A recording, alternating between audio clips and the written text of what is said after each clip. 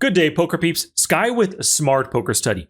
I love targeting the fish. So in this video, we're going to analyze 3 different hands to learn 9 mistakes that the fish often make, and we can capitalize on those mistakes.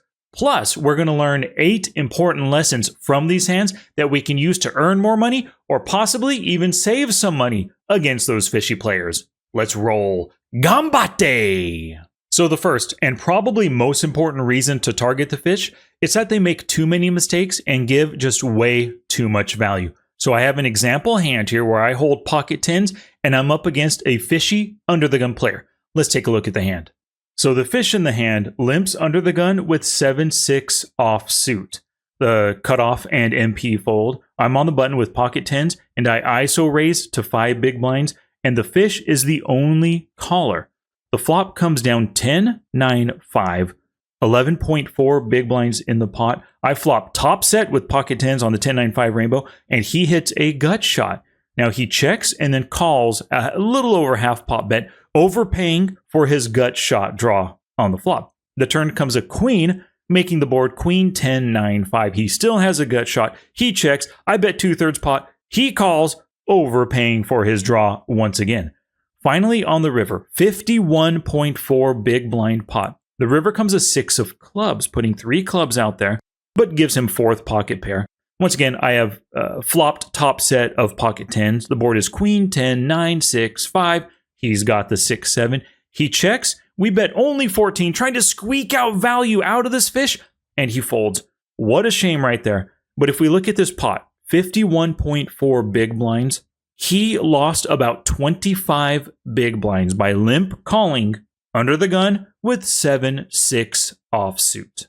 Now let's see the mistakes that this fishy player made. The first mistake is that he limped and then called pre-flop from out of position. Now I would argue that 7-6 offsuit, not even a hand that you should play at all. That should just be folded pre-flop. But let's imagine he had come in for a raise, made it 3 big blinds. I would have 3-bet to 9 big blinds. Would have been so easy for him to fold. He knows he's beat right here. I am crushing him just based on the fact that I'm 3-betting. He could have easily exited the hand and just lost 3 big blinds instead of the 25 big blinds he ended up losing. So the first lesson learned is if you are going to play, open raise instead of open limp. The next mistake he made, overpaying for a weak draw on the flop and on the turn. So as we saw on that flop, remember he had 7-6 offsuit. Flop comes down 10, 9, 5. He had a gut shot with an 8 to hit on the turn. I bet 6 into 11.4. He overpaid. He only had 4 outs to a straight, 8% chance of hitting. He way overpaid, a little bit over a half pot bet on the flop. And then once again on the turn, I actually sized it up to almost 2/3 pot right here. Still, he just had the gut shot. Boom, overpaid once again, just giving way too much value with a crappy draw. So that leads to the second lesson learned. Don't overpay for weak draws, especially from out of position. Now, the third mistake he made, he seemingly called with no plan to steal. Maybe he had some kind of a plan, but if he did have a plan, he didn't enact it for sure. So the 6 of clubs hits on the river, putting 3 clubs out there. And what he could have done, 51 big blind pot on the river, he could have easily come out firing, sending the message that he rivered his flush. But he didn't do that. He just check folded. He didn't have enough chips to check raise. He only has 39 big blinds right here, right? Leading out on this river would have been a great way to steal the pot with the 3rd club draw, or 3rd club hitting, completing the club draw. It would have been really tough for me to call with my 2nd set at this point. But I highly doubt he called with any plan to steal. So here's the lesson learned. Don't call just in hopes of hitting your hand. Have a plan to steal in case you miss it. And he could have put maximum pressure shoving for 39 big blinds in that 51 big blind river pot. Now, another great reason to target the fish, they failed to get value with their best hands. Now we have an example hand. We're dealt king 3 offsuit in the small blind. We're probably going to exit the hand, but our fishy opponent is in the MP with queen 10 suited. Let's take a look at it. So the under the gun player raises to 3 big blinds. Our fish, our target at the table, calls with queen 10 suited in the MP. Everybody else folds. Even I do out of the small blind. The big blind folds as well. So our fish is heads up in position with queen 10 suited versus pocket 7s. He hits the nut straight on the flop. Jack 9-8 rainbow. He's got the queen 10 of hearts right here. The open raiser decides to check, and he checks behind with the nut straight on the Jack 9-8 board. Okay.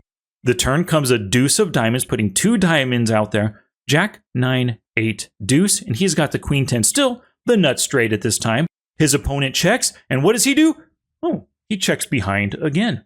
The river comes a 7 of hearts. 7, 8, 9, Jack, deuce, the busted flush draw. His opponent checks, and he finally comes out firing on the river, full pot for 7.2 big blinds, and his opponent calls. Now, his opponent had pocket 7s the whole way, open raising under the gun, checking flop and turn, and then hit a set of 7s on the river. So he ended up calling with a set on the 4 straight board. And our fish with the flop straight ended up winning the hand. So what were the mistakes that our fishy opponent made?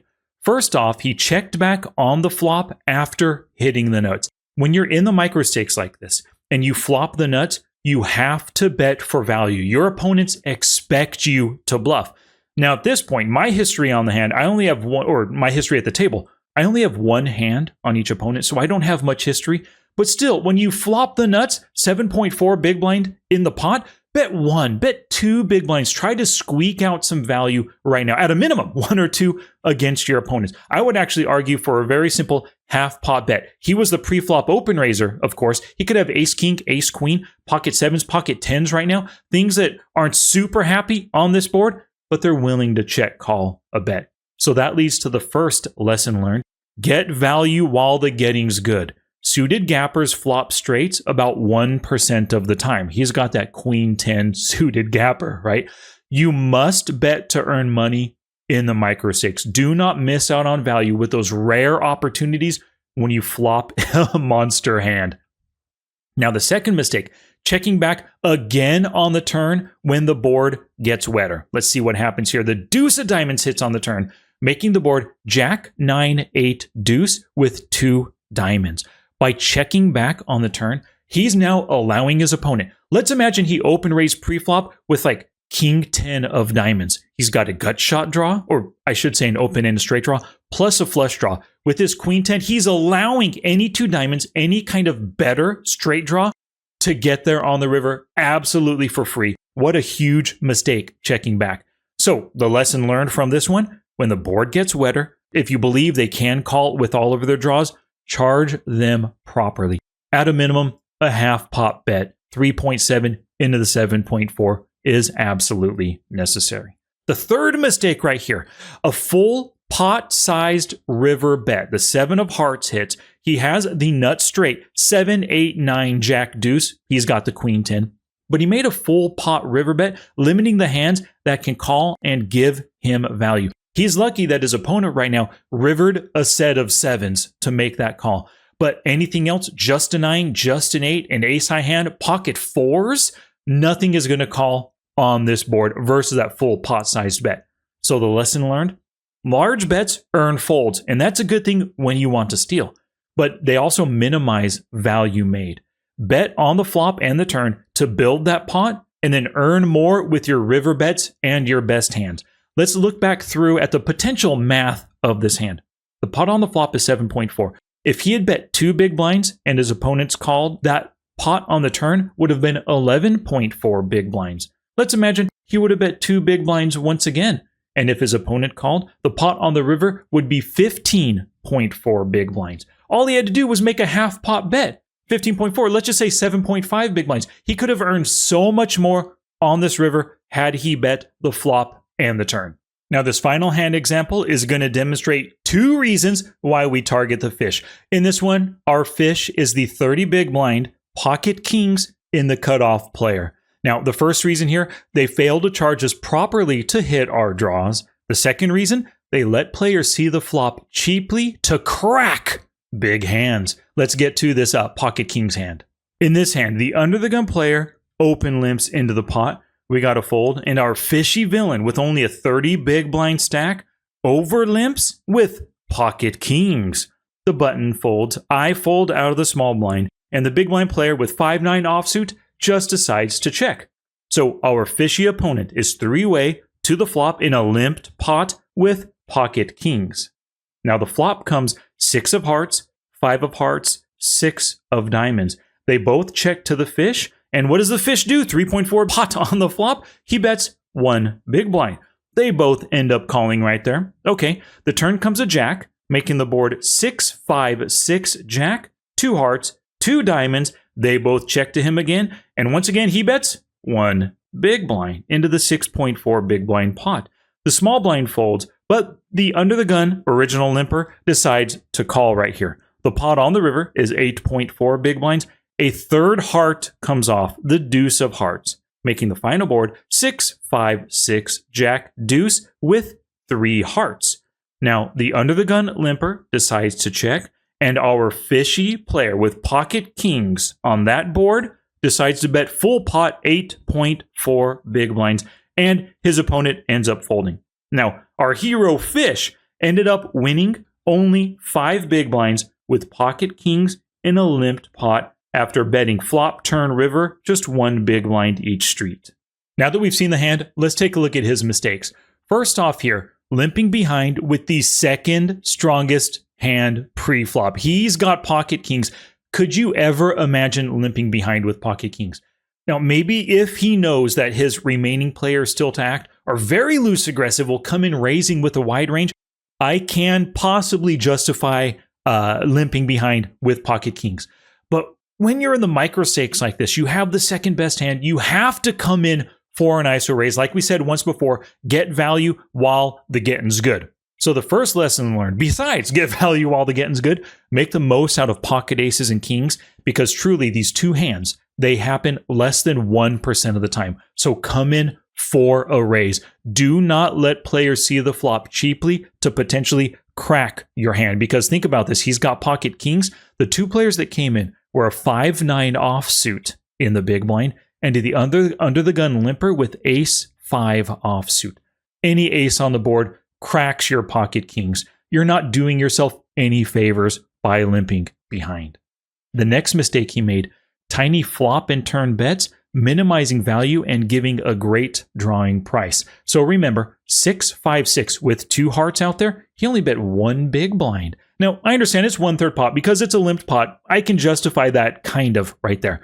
But he let these two players come in for just 1 big blind. With the 5 and the 6 on the board and couple hearts, a heart draw can easily catch him right here. I know he has a king heart blocker, but still, you're letting somebody come in super cheap. A 7-8 was open-ended. Any 5, if the turn comes a 5 and both of our opponents have a 5, you just got cracked by a full house. 5's full of 6s beating your pocket kings. You let that happen. So remember that prior lesson learned? When the board gets wetter, they can call withdrawals, charge them properly. Now the last mistake he made, a large river bet gets only roughly the nut hands to call and weaker hands to fold. If we take a look on this river right here, the pot was 8.4 big blinds. He came in for 8.4 big blind bet. His opponent folded. What could he call with? Maybe just a jack that did not check raise on the turn. That's it. Any flush beats him. Any straight, if his opponent had a 3-4, beats him. Any weirdly slow played 6 beats him, right? Those are the only hands that are call, other than a jack 10, an ace jack, a king jack, something like that. He minimized the hands he could get value from by betting so big. So the lesson learned, consider the hands that can give value on the river and size your bet appropriately. Now it's time to take action. First, please like the video if you like the video, subscribe for more, and leave a comment below and tell me exactly why you like to target the fish. Also, make sure there were 9 mistakes that you saw here in this video that the fish were making. Do not do them for yourself. Write down the 9 mistakes in your poker journal on a couple of sticky notes and attach them to your monitor. Do not make them for yourself. And of course, you saw 8 different lessons learned taken from those 9 mistakes that we saw.